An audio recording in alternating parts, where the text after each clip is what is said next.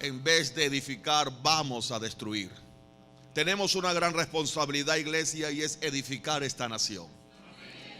Aleluya. De esta forma el servicio a Dios se pervierte si no lo hacemos, cuando cada quien busca sus propios intereses y no los de Dios. Esto ha derivado en que los templos se hayan convertido en escondites y lugares de competencia, pero Jesús vio las calles como el lugar donde desarrollar su ministerio. Y nosotros tenemos que captar la visión de Jesús, captar el corazón de Dios, captar, escucha, las intenciones que Jesús desarrolló en esta tierra o en este mundo. Él no desarrolló su ministerio dentro de las sinagogas, Él desarrolló su ministerio en las calles. ¿Alguien escuchó eso? Lamentablemente las iglesias se convirtieron en escondite y lugares de competencia para muchas personas. Por eso he entendido que nosotros tenemos que venir al templo, claro que sí, pero una de las cosas que tenemos que hacer en el templo es prepararnos para ir a las calles, conocer a Jesús en intimidad, escucha bien, y hacer el trabajo que debemos hacer al servicio de Dios y a favor de la gente. El llamado para la iglesia sigue siendo el mismo hoy en día. Hay que predicar este evangelio. Repita conmigo: hay que predicar este evangelio. ¿Dónde? En las calles. Que las calles sea el lugar de encuentro de amor con Jesús y la gente. Jesús sale a las calles reflejando en los hombres y mujeres su amor. Llega a los corazones de las almas necesitadas. Un hombre o una mujer llamado por Dios no puede servir a Dios menospreciando a la gente. Por eso es que cuando usted capta el corazón de Jesús, Jesús ama a los pecadores.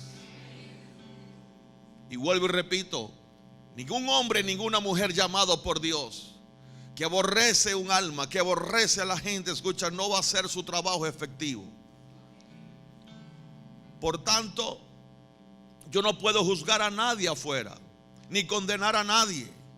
Más bien debo procurar la salvación de todas las personas. Este es el evangelio de Jesús, que es el poder de Dios para salvación. Cuando alguien tiene un corazón enfocado en estas cosas, en la gente, enfocado en salvar alma, para esto ha sido diseñado, para esto ha sido enviado. Sin importar quién o cómo sea la gente, Él va a salvarla. Aleluya. Por tanto, hijos, debemos sembrar los valores de Jesús en este país. Veremos transformaciones dramáticas en el corazón de la gente y en toda nuestra nación. Vamos a edificar un país en el nombre de Jesús, pero con Jesús. ¿Alguien dice amén a eso en esta mañana? Debemos ir a las calles. No seamos simples. No podemos pensar que vivimos solamente para que un pensamiento de tradición rutinaria nos esté guiando toda la vida. Tenemos que romper toda tradición, todo esquema religioso, todo pensamiento para poder hacer la voluntad de Dios en Venezuela. Aleluya. Oh Jesús. La Biblia en Lucas capítulo 6 verso 45 dice: el hombre bueno del buen tesoro de su corazón saca lo que es bueno. Esta es la versión de las Américas.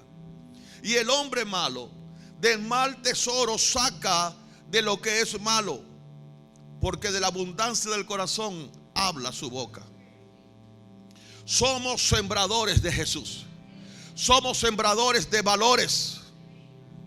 Por eso, el hombre bueno del buen tesoro de su corazón sacará lo que es bueno. No podemos esperar una buena respuesta de un obrero, de un funcionario, de un político, de un líder, cuando su corazón es malo, cuando su corazón no tiene valores. Pero si tú y yo, escucha bien, hemos recibido a Jesús y somos las personas que tenemos a Jesús y tenemos los valores de Jesús, entonces somos los responsables de llevar estos valores a la gente, porque tu corazón es bueno y de la abundancia de tu corazón hablará tu boca. ¿Alguien dice amén a eso? Aleluya. Somos nosotros los que tenemos a Jesús en el corazón. Si Jesús está en usted, usted tiene cosas poderosas y buenas sembradas en su corazón, para que usted salga a sembrarlas también a otras personas. Sembremos esperanza, sembremos fe, sembremos respeto, integridad. ¿Alguien dice amén a eso? Vienen días de gloria para nuestra nación. En Lucas capítulo 8, del 5 en adelante, la Biblia habla sobre unas parábolas del sembrador, pero quiero enfocarme en estas frases. El sembrador salió a sembrar su semilla. Diga, salió a sembrar. No se quedó dentro de la casa, no se quedó en cuatro paredes del templo, no se quedó regando la semilla que sembró en la maceta del patio de atrás, sino que salió a sembrar. La orden del Espíritu Santo para esta iglesia, yo no sé para otras, pero para esta iglesia es que salgamos a sembrar a Jesús. Hay un patio bien grande, hay un terreno bien grande allá afuera, y tenemos que salir a las calles hablándole a la gente de Jesús, de que hay esperanza para el venezolano, de que hay tiempos mejores para nosotros. Tenemos que salir a hablar de Jesús a la gente, no quedarnos en cuatro paredes de un templo. El mismo Jesús dijo: id y predicar este evangelio. Él nos ordenó a que saliéramos de los templos. El proceso es esta, iglesia. Primero, escuchen bien, Jesús dice: quédense en Jerusalén por un tiempo. Dile al vecino: por un tiempo, hasta que venga sobre vosotros el Espíritu Santo. Es un tiempo donde estarán juntos en comunión con Dios, pero serán equipados y después de eso salgan. Eso significa entonces que aquel que no sale es porque no tiene el Espíritu Santo. Porque dice las Escrituras, escucha, según el proceso es: quédense en Jerusalén hasta que venga sobre vosotros el Espíritu Santo, y después de eso salgan. Porque el Espíritu Santo te equipa, el Espíritu Santo te da valentía, te da gallardía, pero aquel que no sale es un cobarde. Y disculpe que diga esto, pero esto es Biblia. Gloria al Señor. Quédense en Jerusalén, diga la iglesia, para ser equipado, para ser doctrinado, para ser ungido, para recibir poder. Y después de eso serán mis testigos. Sin eso no podrás ser el testigo de Jesús en las calles.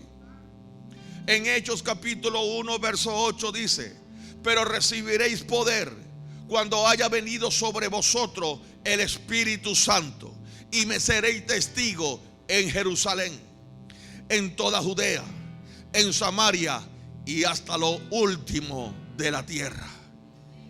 Estas fueron las palabras, o las últimas palabras de Jesús antes de su ascensión a aquellos hombres a quienes habían formado por 3 años y medio y convirtiéndolos en apóstoles para conquistar la tierra. fue la continuidad. Escuche bien, iglesia, fue la continuidad, las directrices de aquellos que debían llevar a cabo esta tarea. ¿Por qué el Señor nombró 3 ciudades?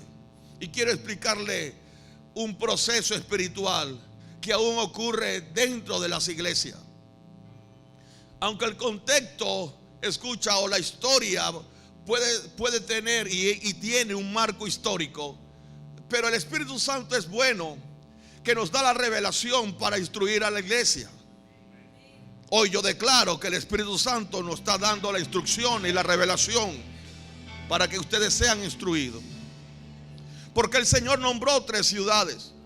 Estas 3 ciudades se refería, escucha bien, al pueblo de Israel. Lo que significaba o lo que significa que antes de conquistar las demás naciones de la tierra, antes de ir hasta lo último de la tierra, primero debe ser conquistado el mismo pueblo de Dios, es decir, la iglesia. Después de ser testigo en Jerusalén, en Judea y en Samaria, se tomará toda la tierra. Aleluya. Quiere decir que para que venga una multiplicación, para que venga un avivamiento, para que venga, escucha, el reino de Dios sobre una nación, para que la visión se expanda, el Señor debe traer primero visitación dentro de la iglesia. No es uno evangelizando, no es uno sembrando, no es uno sirviendo, es todo evangelizando, todo sembrando, todo creyendo, todo sirviendo. Aleluya. Cuando toda la iglesia conquiste la iglesia, entonces podemos ir hasta lo último de la tierra. ¿Alguien escuchó eso en esta mañana? Oh, eso me gustó. Cuando toda la iglesia conquiste la iglesia, entonces podemos ir a una nación para conquistarla. Aleluya. Entonces debemos conquistar la iglesia. Aleluya. Porque cuando la iglesia está dividida, no hay avance, no hay expansión, no hay crecimiento. Porque un reino dividido jamás prevalece. Si la iglesia se uniera, conquistaremos esta nación. ¿Alguien cree eso conmigo? Pero lamentablemente nos separa doctrinas, las denominaciones. Eso no es Jesús. Todas esas cosas hacen referencia de Jesús. Pero por una doctrina nos puede separar el uno y el otro, pero Jesús nos une. Alguien dice amén a eso. Debemos sembrar a Jesús en los corazones y en la gente que viene a la iglesia, no tu doctrina. Aleluya. El peor enemigo de la multiplicación, de la visión, del avance, no está fuera de la iglesia, sino que está dentro de la iglesia. Aleluya. Está dentro de Jerusalén, de Judea y Samaria. Es decir, está dentro del mismo pueblo de Dios. Ahora te voy a describir un poquito Jerusalén. ¿Está preparado para lo que viene? En el Antiguo Testamento, la esterilidad que sufrían las matriarcas, no dije patriarca, dije matriarcas. Presten atención, por favor. La esterilidad que sufrían las matriarcas en el Antiguo Testamento, como Sara, Raquel, Ana, no se debía a alguna maldición del diablo, sino porque existía algún tipo de desorden por ser dominante o cabeza. Oh Jesús. Por no haber renunciado a ídolos en algunas personas, por no adorar al Dios verdadero, Pero en el momento que se pusieron en un trato con Dios, pudieron dar a luz la promesa. ¿Alguien escuchó eso? Las iglesias, aún los hogares, están llenos de matriarcas. Y te voy a repetir lo que dije al principio de esta frase. No es que era una maldición puesta por el diablo, sino que no andaba en orden, operaban en un desorden. Oh, yo no sé si aquí hay alguien que está creyendo por un niño. Agarre eso. Yo creo que eso es tema para otra predicación. Los que tienen oídos por oír, que oigan. Gloria a Dios. Entonces, pero las mujeres o las personas que se pusieron en un trato con Dios, buscaron a Dios, pudieron dar a luz la promesa. Jerusalén estaba lleno, no voy a decir lleno, pero casi lleno de mujeres estériles. Jerusalén fue la ciudad más antigua y su nombre anterior era Salem. En Josué capítulo 15 verso 63 dice: mas los Jebuseos que habitaban en Jerusalén, los hijos de Judá, no pudieron arrojarlos.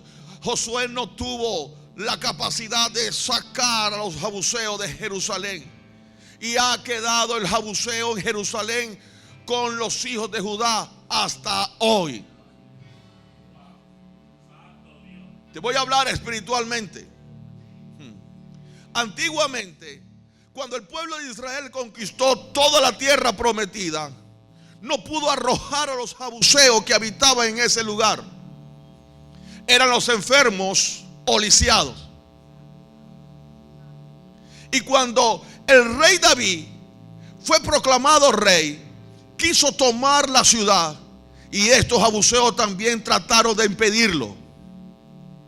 En 2 de Samuel 5:6 dice: entonces marchó el rey con sus hombres a Jerusalén. ¿Contra quiénes? Los jebuseos que moraban en aquella tierra. Quiero que me sigan y vayan corriendo conmigo. Los cuales hablaron a David diciendo: tú no entrarás acá. En otras palabras, te prohibimos entrar en esta ciudad, en Jerusalén, pues aún los ciegos y los cojos te echarán de aquí. ¿Quién eran los ciegos y los cojos? Los jebuseos.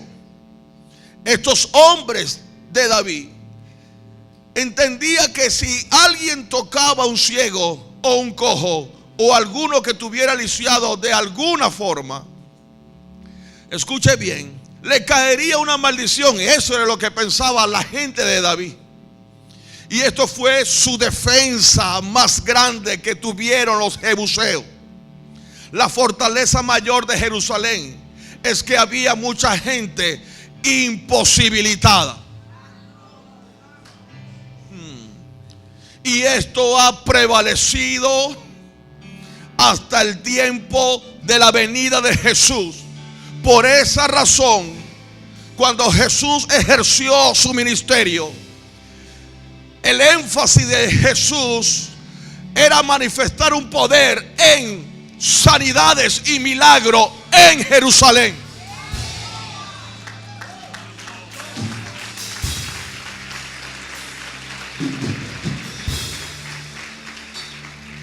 Cristo en su ministerio operó en sanidades y en milagros. Todo esto manifiesta que los jebuseos que había tomado la ciudad habían dejado un espíritu en ella. Oh, me están siguiendo. Había dado una generación de enfermos, y eso era algo que debía ser quebrado. así también hoy día existen enfermos espirituales que están en la iglesia, ciegos, paralíticos, cojos. Y en ese estado lo que hace es retrasar la visión. Lo que hace retrasar es la obra de la multiplicación, el avance de la visión. ¿Alguien me está escuchando?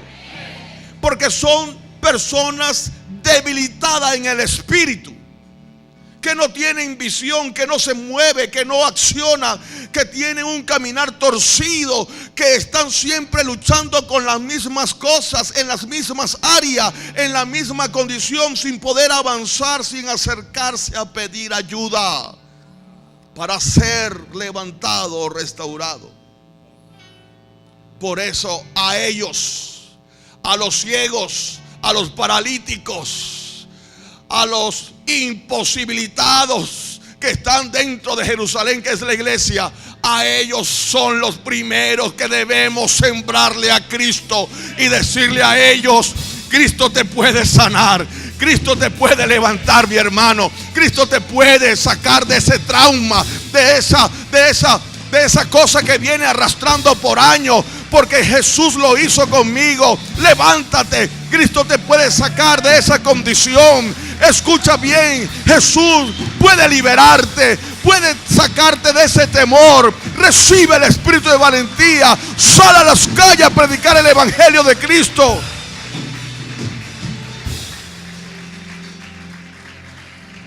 Oh Jesús, hay que sembrar a Jesús primero en Jerusalén y decirle a los imposibilitados de la iglesia: Jesús te puede transformar. El obstáculo más grande que debemos subsanar para ser testigos de Jesús en la tierra es traer sanidad a todos aquellos que están lisiados dentro de la propia iglesia. Por esto se convertirá esas personas en un estorbo o en un tropiezo para los nuevos creyentes. Porque al no aceptar una palabra de restauración en sus vidas, a través de un líder, a través de un discipulado o de una enseñanza que venga del altar o de cualquiera de ustedes, quieren impedir el mismo, pero quiere impartir el mismo espíritu de esterilidad a los demás. Y eso ocasiona que se produzca esterilidad. Muchas personas no pueden ser restauradas y levantadas porque aquel que está al frente suyo, aquel que lo ganó, aquel que lo está discipulando, aquel que lo está invitando a la iglesia, está en la misma condición de él. ¿Alguien me está escuchando? Y cuando se encuentra en la misma condición, de esta manera se va dando luz una generación cada vez más débil. ¿Alguien me está escuchando? Por eso, hijos, debemos tener cuidado a quien ponemos nosotros para discipular.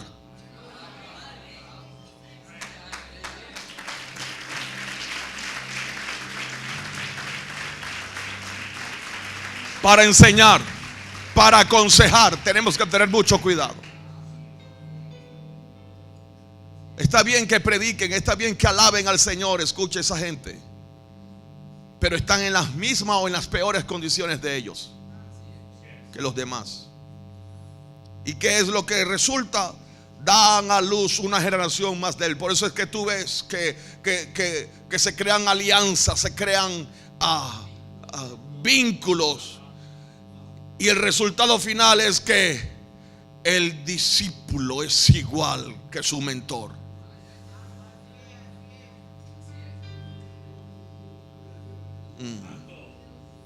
Oh Jesús,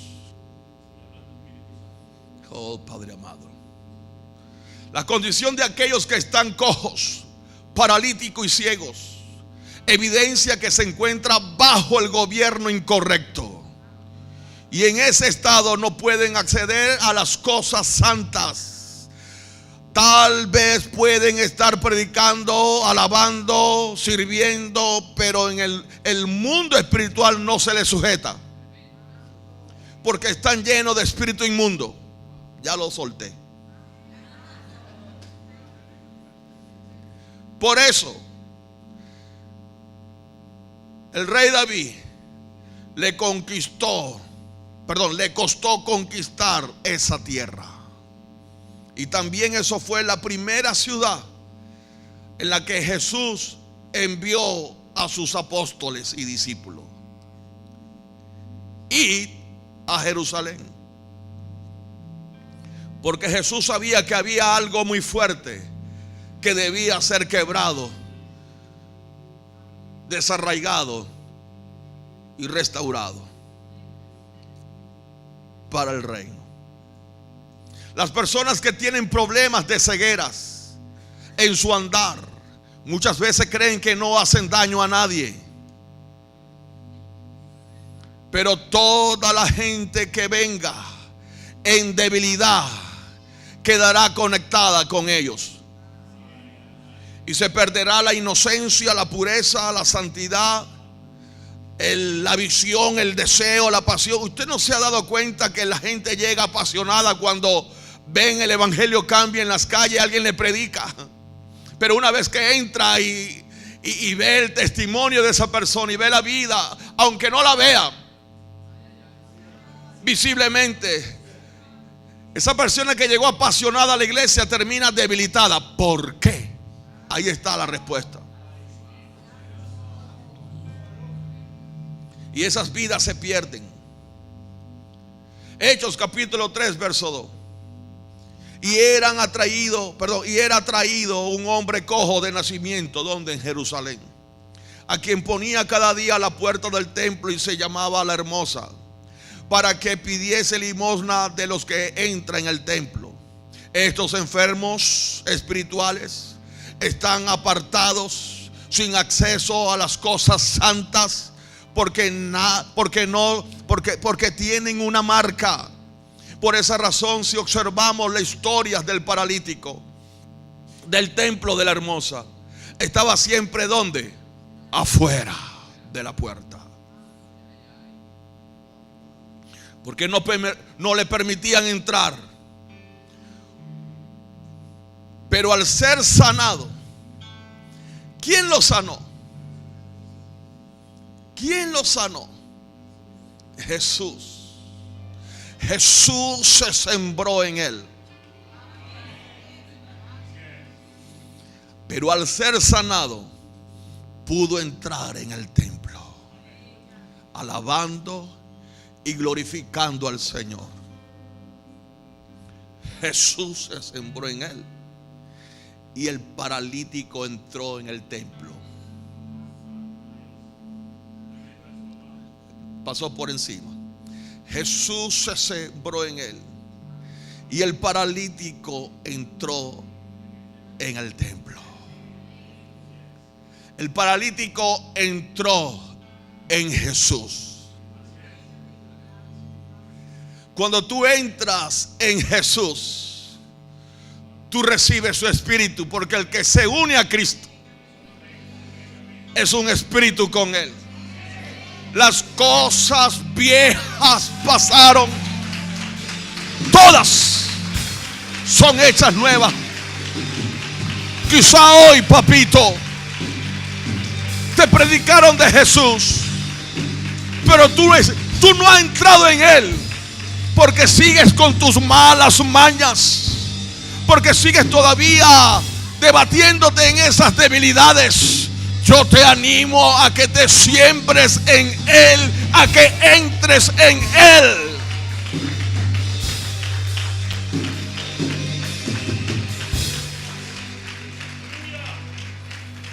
Hay muchas personas que están en la iglesia, pero no está en él. Gloria al Señor. Jesús nos invita a entrar en su templo, en su cuerpo. Ese es otro mensaje de Santa Cena, después es otro tema. Para poder salir entero, sanado, para llegar a la perfección y ser restaurado en todo lo que está mal formado. Aleluya. A través de su mano, de su espíritu, y por qué no decirlo, a través de su mano ministerial, los 5 ministerios. Ese es otro tema también. Primera de Reyes 3:24. Y dijo el rey: traedme una espada. Y trajeron al rey una espada. Enseguida el rey dijo: partid por medio al niño vivo y andad y dad la mitad a una y la otra mitad a la otra.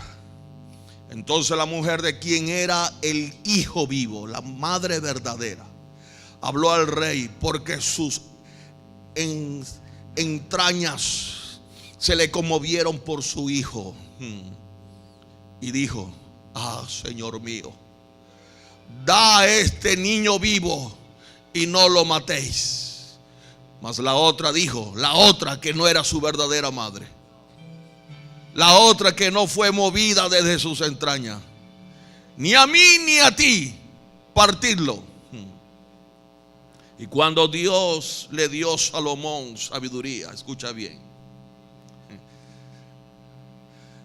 la verdadera sabiduría, o lo primero que una persona sabia, una persona que haya recibido sabiduría de Dios, lo primero que hace con esa sabiduría no es hacer una gran empresa. Lo primero, una vez que Salomón recibió sabiduría de lo alto, lo primero que hizo es aplicar sabiduría en la gente.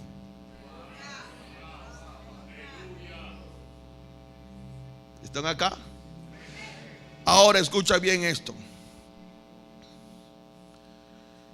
Cuando Dios le dio sabiduría a Salomón, lo primero fue probarla en las vidas de las personas. Y pudo discernir la que amaba verdaderamente y la que no. Por eso yo estoy acá, para hablarle a la iglesia, porque puedo discernir a la iglesia. Y ustedes también. Porque la primera fue capaz de renunciar a su descendencia y salvaguardar la vida de su hijo. Aquel que conoce a Jesús, aquel que tiene conocimiento de su estado, pero ama a Jesús, hará lo posible de renunciar a su descendencia y sobreguardar la vida de su hijo. Pero aquel que no conoce a Jesús está ciego, paralítico, enfermo, lleno de lepra o de cualquier otra enfermedad. No le importará la descendencia de su padre y seguirá matando hijos.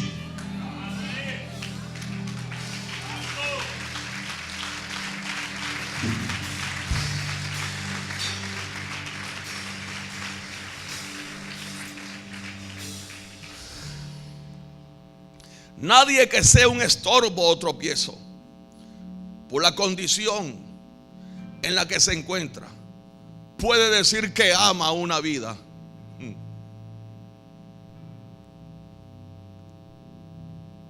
y seguir estando con ella para seguirla contaminando. ¿Alguien me está entendiendo? Le hablé de Jerusalén.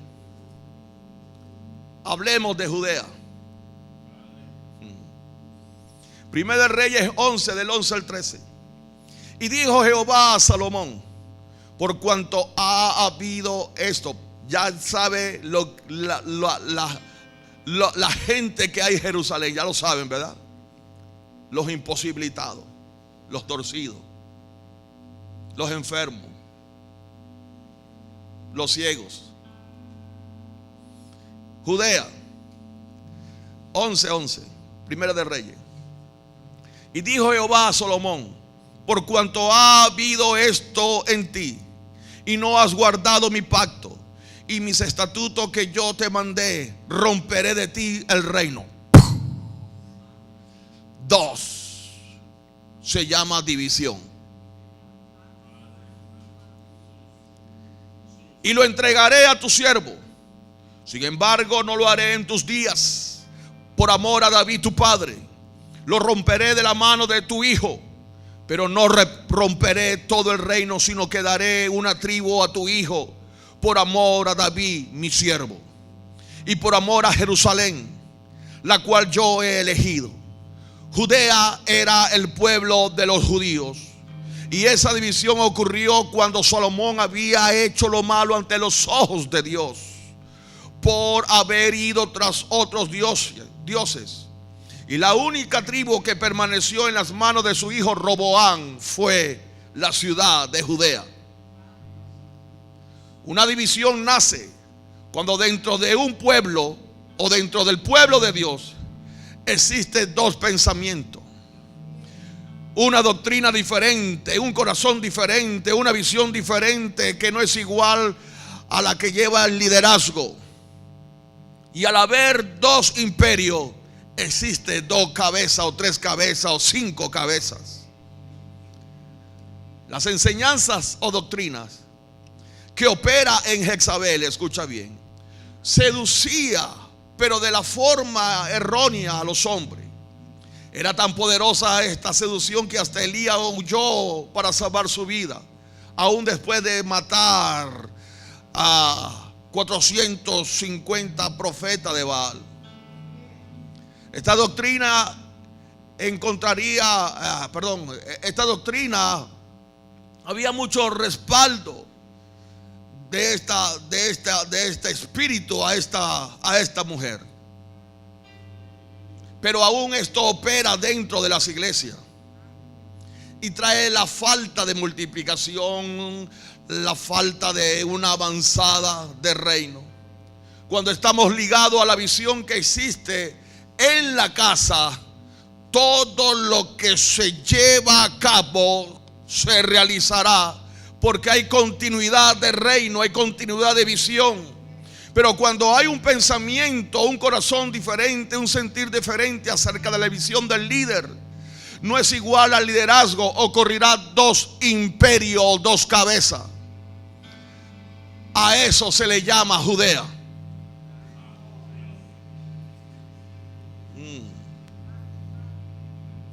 Hay que conquistar a Judea. Hay que conquistar a los hermanos de Judea. Yo sé que aquí hay hermanos de Jerusalén, y también se congregan los hermanos de Judea en estas 4 paredes. Cuando estamos ligados a la visión que existe en una casa, todo lo que se lleva a cabo será una continuidad de palabra, una continuidad de espíritu, una continuidad de visión, como ocurrió con Salomón, quien dio continuidad a lo que había comenzado su padre David para construir el templo. El tema es que después pasó el tiempo y desafió a Dios Salomón, trayendo mujeres extranjeras y adorando a dioses ajenos, y perdió el rumbo Salomón, ocasionando que en la próxima generación hubiese 2 imperios. Significa de que esto no nace de la noche a la mañana. Te están sembrando algo en tu corazón que no es Jesús. Y no crea que esto nacerá de la noche a la mañana, porque el mismo Dios dijo: no lo voy a hacer en tus días, sino que lo voy a hacer después, en la temporada de tu hijo. Significa entonces que cuando la semilla o la mala semilla se siembra, Satanás o la semilla germinará cuando la iglesia haya abundantes hijos espirituales. para traer división y sacar dos imperios. ¿Alguien está captando? Por eso es que Samaria no existe en una iglesia de dos. Samaria no existe en una iglesia de tres ni de cuatro. Samaria existe en una iglesia que está multiplicada, como esta. Oh Jesús. Entonces, ¿qué ocurre? La próxima generación, o en la próxima generación, hay dos reinos, hay dos imperios, no reinos, dos imperios. Lucas 8:15. Mas la que cayó en buena tierra, estos son los que son corazones buenos y rectos, retienen la palabra oída y dan fruto con perseverancia. Uno de los significados de la palabra es doctrina.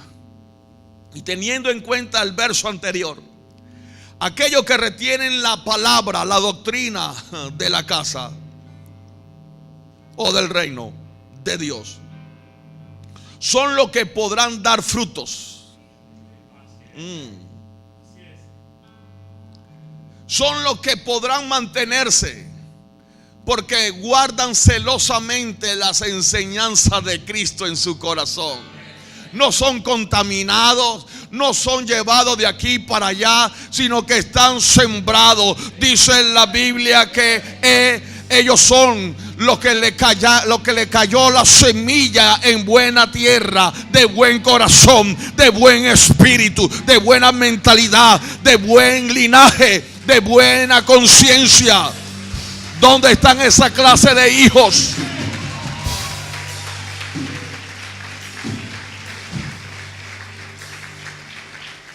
Conquistaremos Jerusalén, conquistaremos a Samaria. Ahora nos toca, Judea, ahora nos toca Samaria. En Primera de Reyes capítulo 16 versos 24. Reyes 16:24. Y Omri compró a Semer el monte de Samaria por 2 talentos de plata. Dile al vecino, te van a venir a comprar. Y qué fácil te vende por 2 monedas de plata. Qué fácil te vende porque alguien te dijo salte porque te voy a poner un cargo en otro lugar.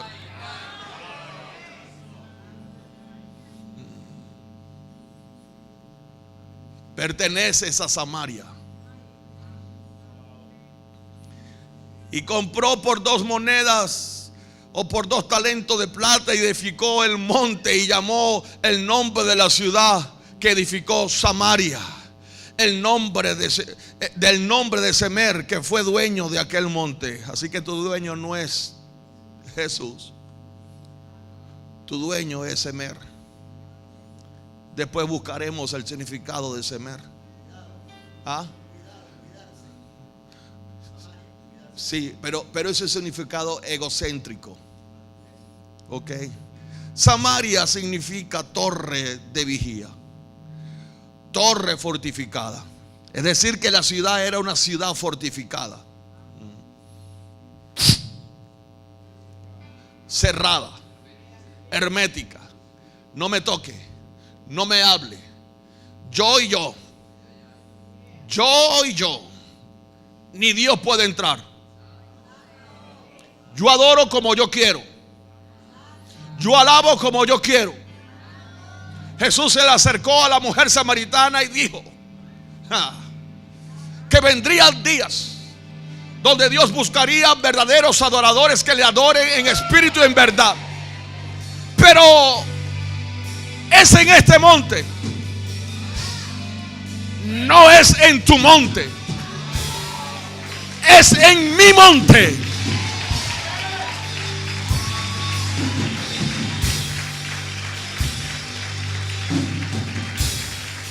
Omri, agárrese los pantalones, fue el padre de Acab, esposo de Jezabel. Este también era una doctrina paralela, hereje, que seducía y engañaba. Samaria era la antesala de las naciones. En la frase que Jesús dijo: Jerusalén, Judea, Samaria y después toda la tierra. Estamos ya en Samaria. Dile a tu vecino: estamos en Samaria.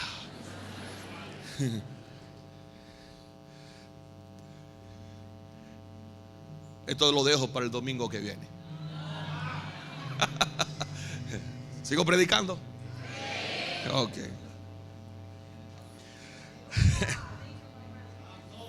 Ahora, para ir a lo último de la tierra, tenemos que pasar por Samaria. Tenemos que conquistar a los hermanos de Samaria, o si no, que cortarle la cabeza. Perdón. En esta etapa vendrá paralelismo. Aquí adoramos. Nosotros los samaritanos decimos que es aquí. Ustedes los judíos dicen que es allá. Se llama esa cosa. Aleluya. Gloria al Señor. Gracias, Espíritu Santo. Paralelismo. Doctrinas contrarias y muy fuertes, trayendo confusión dentro de la misma iglesia. Por esa razón, ¿se acuerdan de Apolo? Lo que leen en Biblia. Apolo, por donde iba, impartía confusión acerca del evangelio de Cristo, y tuvo que ser ordenado. Hay gente que viene con sus propias doctrinas, sus propios pensamientos, y no quieren ser ordenados aquí en la iglesia. ¿Qué es eso del evangelio cambia? ¿Qué es eso de orar así, caminando y en lengua? ¿Qué es eso de servir? ¿Qué es eso de papá? ¿Qué es eso? ¿Qué es eso? ¿Qué es eso? ¿Qué es eso? No es bíblico, no es esto. Te voy a enseñar algo acá, y si la quieres agarrar, agárrala. Hechos 18:24. Llegó entonces a Éfeso un judío llamado Apolo, natural de Alejandría, varón elocuente. Esa gente tiene elocuencia, poderoso en las escrituras, conoce la palabra de Dios a su manera. Este había sido instruido en el camino del Señor, y siendo de espíritu fervoroso, hablaba, enseñaba diligentemente y lo concerniente al Señor. O sea que era un déjalo que se mueva. Era una persona apasionada, con fuego, que cuando tú lo ves te seduce, te atrae y dice: yo quiero de él, yo quiero de él, yo quiero predicar como tú, yo quiero hablar como tú, yo quiero sentarme como tú, yo quiero saber como tú. Pero es un Apolo.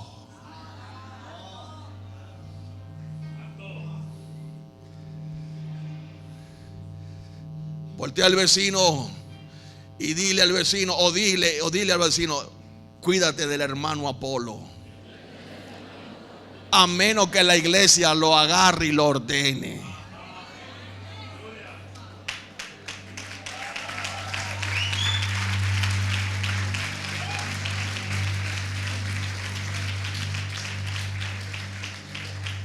Esos son los hermanitos que cuando yo termino de predicar un mensaje son los que se acercan por ahí y me dice lo que debía decir de la palabra y cómo tenía que ser el texto, el contexto, el fuera de contexto, la etimología, la hermenéutica, este tipo de cosas.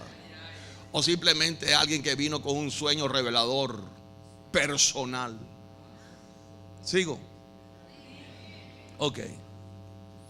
Entonces era poderoso en las escrituras. Este había sido instruido en el camino del Señor, y siendo del espíritu fervoroso, hablaba y enseñaba diligentemente lo concerniente al Señor, aunque solamente conocía el bautismo de Juan.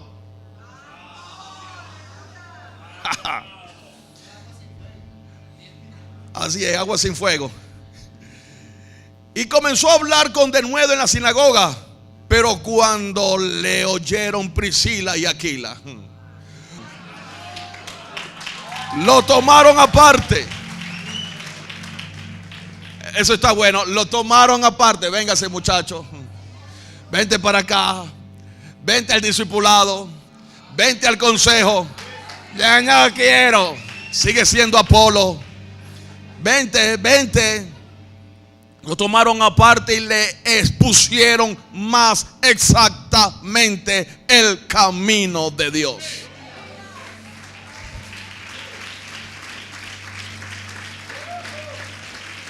Oye, yo creo que esto es una cátedra. Siempre el enemigo querrá instaurar divisiones de pensamiento, y será siempre a través de una doctrina. Y eso puede ocurrir aún dentro de una iglesia de diseño. Porque detrás de la palabra en algunas personas existe siempre dudas, cosas que se quieren entender, escuche bien esto, a la manera propia. A mí no me parece. Yo creo que no es así. Es tu manera propia. ¿Están acá? Y eso se convierte en una palabra, en una doctrina contraria. ¿Están acá? O sea que tu manera propia, que a ti no te parece, se puede convertir en una doctrina contraria. Es mejor que tú lleves tus pensamientos a la obediencia a Cristo. Así de sencillo. Esto es pura Biblia, hijo. Y no es Biblia mancia, de revelación de la palabra. Aleluya, sigo. Así como hay gente estableciendo revelación, también existen personas impartiendo su propia doctrina, y esto está fuera de todo orden. Debemos tener firmeza para tener la misma dirección y fundamento que opera en la casa, que es el fundamento apostólico y profético de Cristo, el gobierno de Dios en nosotros, que fue instaurado en el Antiguo y Nuevo Testamento para traer dirección de Dios a las vidas, para poder derrotar todo espíritu que se opone a la multiplicación, al avance y al crecimiento de la iglesia. A eso se le llama guerra espiritual. Para salir de esta última etapa, para alcanzar a las naciones o ir a los últimos rincones de Venezuela, es necesario entender con claridad la visión de la casa, la visión de este ministerio, porque es destruyendo a Samaria. No hay otra. Es destruyendo a Samaria que podemos traer y engendrar un avivamiento en Venezuela. Cuando una casa está estableciendo cosas, pero el liderazgo no se mueve al tiempo, no sale al frente, no arrima el hombro, significa que ha sido seducido y están sentados en la mesa de Jezabel.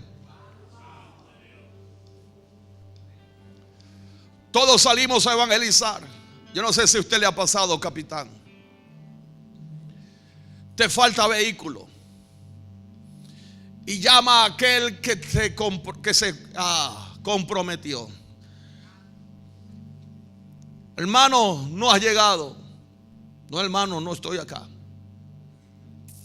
No me parece. No es mi día libre. Estoy en casa. Estoy haciendo otra cosa. Se sentó en la mesa de Jezabel.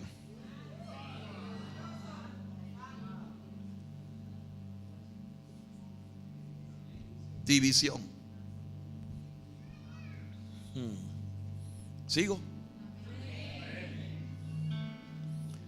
Igualmente, cuando la casa tiene una visión y los líderes no arrima el hombro, significa que también son seducidos. No debemos dejar de ninguna cosa o permitir que ninguna cosa nos mueva de la doctrina establecida en una casa, ni ser seducido por otra voz que no sea la voz de la visión de Dios, para poder llegar hasta lo último de la tierra.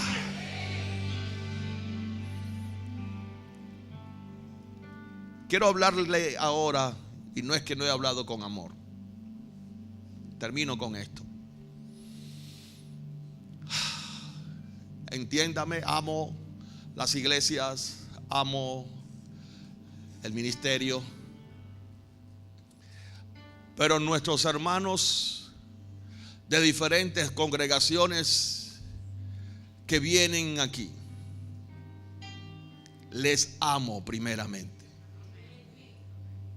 Sea cual sea el nombre, y no la voy a nombrar, no voy a nombrar ninguna.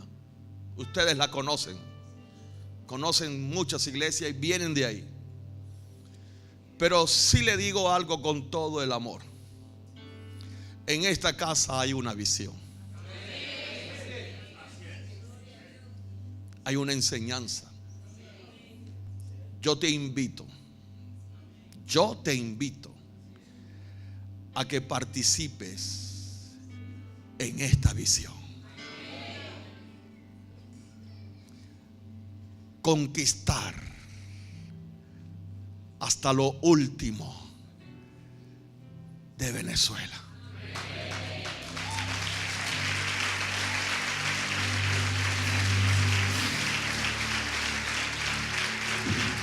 Para eso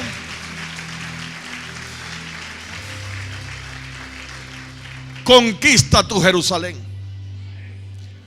conquista tu Judea, conquista tu Samaria, por favor. Y si no puede, aquí estamos nosotros. Aquí están los líderes. Aquí están los discipuladores, que con temor y temblor deben discipular, doctrinar, capacitar. No su propio pensamiento, porque eso ya es una doctrina, sino las enseñanzas de Cristo en esta casa. Te invito a que seas parte de nosotros. Te invito a que te pongas esa franela del Evangelio Cambia.